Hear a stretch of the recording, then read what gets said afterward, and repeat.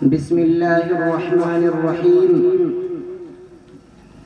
الحمد لمن تفرد بالقدم وكل شيء ما سواه مسبوق بالعدم، والصلاة والسلام على سيد العرب والعجم. وقال الله تبارك وتعالى: فأعوذ بالله من الشيطان الرجيم. بسم الله الرحمن الرحيم. ورفعنا لك ذكرك. صدق اللہ العظیم. اے آقا کوئی لمحہ بھی تیرے ذکر سے خالی نہ ہوا، دل تیرے بعد کسی در کا سوالی نہ ہوا. اے میرے آقا تو ہے یثرب کو مدینے میں بدلنے والا، تیرے جیسا تو کسی شہر کا والی نہ ہوا.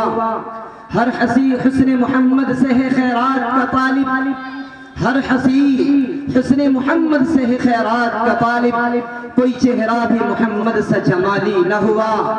میں نے ہر دور کی تاریخ کو کھنگالا محسن، کوئی انسان بھی محمد سے مثالی نہ ملا.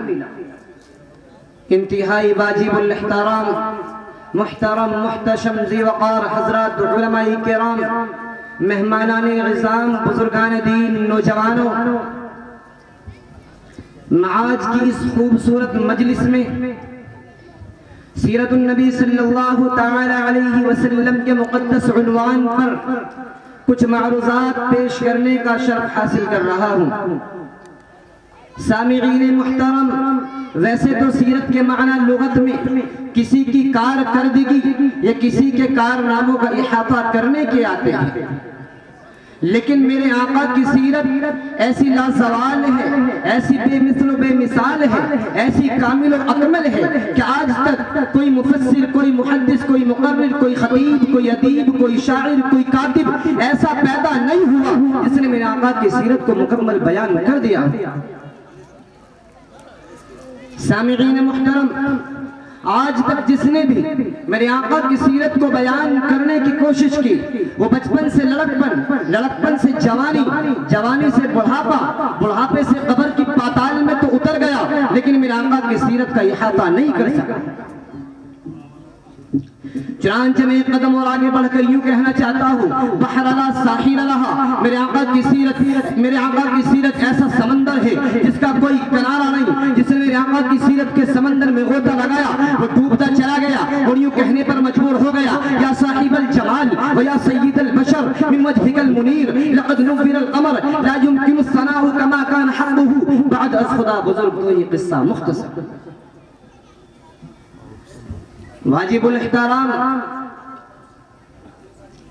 آئیے آپ اور میں 1400 سال پیچھے لوٹ جائیں اور دیکھیں کہ آقا کی آمد سے پہلے دنیا میں کیا تھا. ظلمت ہی ظلمت تھی، اندھیرا ہی اندھیرا تھا، ظلم و ستم کا دور تھا، جبر و جفا عام تھی، شراب نوشی، زنا کاری معیوب نہ تھی، عورتیں حیوانوں سے بدتر زندگی بسر کرنے پر مجبور تھی. جس کی لاٹھی اس کی بھینس کا قانون نافذ تھا، وہ رب جو ظلمت شب کے بعد نور و سحر پیدا کرتا ہے، وہ رب جو قحط سالی میں دہلاتے انسانوں، بلبلاتے حیوانوں اور تڑپتے ہوئے کیڑے مکوڑوں پر رحم کرتے ہوئے بارش برساتا ہے، اسے اشرف المخلوقات کی حیوانوں سے بدتر حالت پر رحم آ گیا اور اپنے حبیب بدر الدجا، شمس الضحیٰ، آفتاب ہدا، نور ہدا، سرفراز رضا، تاجدار غنا، سید ذیشان، روح گلستان، شمع فروزہ، سید الاولی سید الآخری، شفیع المسلمین، راحت للعاشقین، رحمت للعالمین، سید الانبیاء، امام الانبیاء، فخر انبیاء،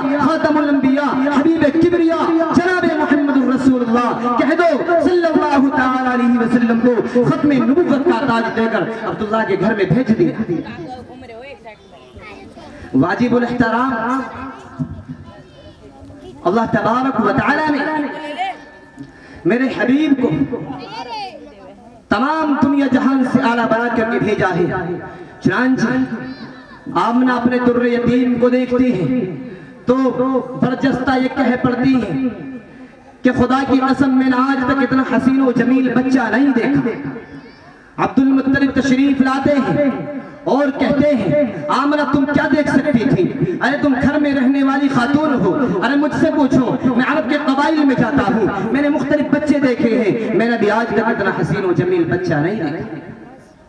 ادھر آسمان سے جبریل امین نازل ہو جاتے ہیں اور کہتے ہیں اے عبد المطلب تم کیا دیکھ سکتے ہو، تمہاری رسائی کہاں تک ہے، آؤ مجھ سے پوچھو میں تمہیں بتاتا ہوں۔ میں نے آدم صفی اللہ کو دیکھا، میں نے نوح نجی اللہ کو دیکھا، میں نے ابراہیم خلیل اللہ کو دیکھا، میں نے اسماعیل ذبیح اللہ کو دیکھا، میں نے یعقوب نبی اللہ کو دیکھا، میں نے یوسف صدیق اللہ کو دیکھا، میں نے موسیٰ کریم اللہ کو دیکھا، میں نے داؤد خلیفۃ اللہ کو دیکھا، ہاں میں نے ماضی میں گزری ہوئی تمام عالم انسانیت کو دیکھا، میں نے بھی آج تک اتنا حسین و جمیل بچہ نہیں دیکھا۔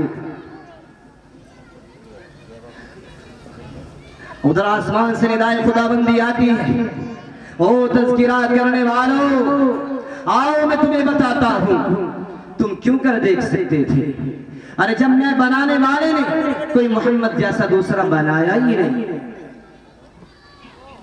کیوں؟ اس لیے کہ سب سے پہلے مشیت کے انوار سے نقش روح محمد بنایا گیا، پھر اسی نقش سے مانگ کر روشنی بس میں کونوں مکہ کو سجایا گیا۔ وہ محمد بھی، احمد بھی، محمود بھی، ذات مطلق کا شاہد بھی، مشہود بھی، وعلم حکمت میں غیر محدود بھی، ظاہراً امیوں میں اٹھایا گیا۔ اس کی رحمت ہے بے حد و بے انتہا، اس کی شفقت تخیل سے بھی ماورا، جو بھی عالم جہاں میں بنایا گیا اس کی رحمت سے اس کو سجایا گیا۔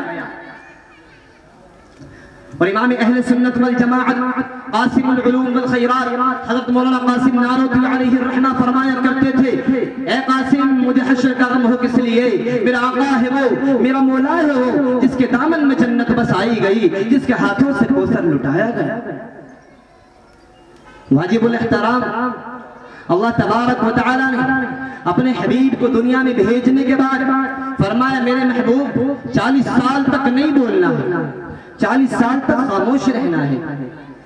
ہے اللہ قربان جاؤں تیری خدمتوں پر، کسی کو تو جھولے نہیں کہہ دیتا ہے کہ بول۔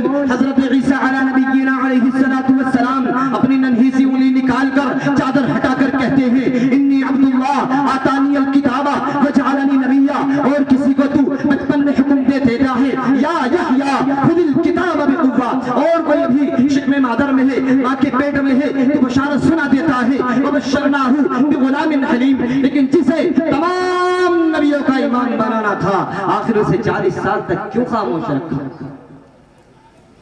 اللہ فرماتے ہیں اے میرے محبوب ہم نے پہلے نبیوں کو کتابیں دی، ہم نے پہلے نبیوں کو صحیفے دیے، لیکن ان کے نبی کے جانے کے بعد ان کی امتوں نے اس میں رد و بدل کر دی، ان کے مضامین باقی نہ رہے، ان کے صفحات باقی نہ رہے، ان کے یہاں تک کہ ان کے نام بھی باقی نہ رہے۔ اے میرے محبوب میں نے قسم کھائی ہے انا نحن نزلنا الذکر وانا له لحافظون، کہ ہم نے اس قرآن کریم کو نازل کیا ہے اور ہم ہی اس کی حفاظت فرمائیں گے۔ اے میرے محبوب چنانچہ آج میرے محبوب پہلے مکے والوں کو قرآن پڑھ کے دکھا، پھر قرآن پڑھ کے سنا۔ اے میرے محبوب مکے والے تیرا اٹھنا دیکھیں، پھر قرآن دیکھیں، تیرا بیٹھنا دیکھیں، پھر قرآن دیکھیں، تیرا چلنا دیکھیں، پھر قرآن دیکھیں، تیری غمی دیکھیں، پھر قرآن دیکھیں، تیری خوشی دیکھیں، پھر قرآن دیکھیں۔ اے میرے محبوب مکے والے تجھے دیکھیں تو قرآن دکھائی دے، اور قرآن دیکھیں تو محمد مصطفیٰ دکھائی دے۔ میرے آقا کو اللہ تبارک و تعالی نے تمام دنیا جہان سے اعلیٰ و اکمل بنا کر کے بھیجا ہے۔ عزیزو دنیا میں رسول تو بہت آئے ہیں، نبی تو بہت آئے ہیں، لیکن اللہ تبارک و تعالی نے ہمارے حبیب کو آئیڈیل بنا کر کے بھیجا ہے، نمونہ بنا کر کے بھیجا ہے۔ دنیا کا کوئی شعبہ، زندگی کا کوئی شعبہ، زندگی کا کوئی لمحہ ایسا نہیں ہے جو ہم نبی جس میں ہمیں نبی کے سیرت میں ہمیں ڈھونڈے اور ہمیں وہ نہ ملے۔ عزیزان محترم آئیڈیل وہ ہوتا ہے جو حسب و نسب کے اعتبار سے اعلیٰ ہو، جو ذات و صفات کے اعتبار سے اعلیٰ ہو، جو حسب و نسب کے اعتبار سے اعلیٰ ہو، جو فضل و کمال کے اعتبار سے اعلیٰ ہو، جو علم و حکمت کے اعتبار سے اعلیٰ ہو، جو حسن و جمال کے اعتبار سے اعلیٰ ہو۔ اللہ تبارک و تعالیٰ نے اپنے حبیب کو تمام عالم انسانیت سے افضل و برتر اور مکمل خوبیوں کے ساتھ پیدا فرمایا ہے۔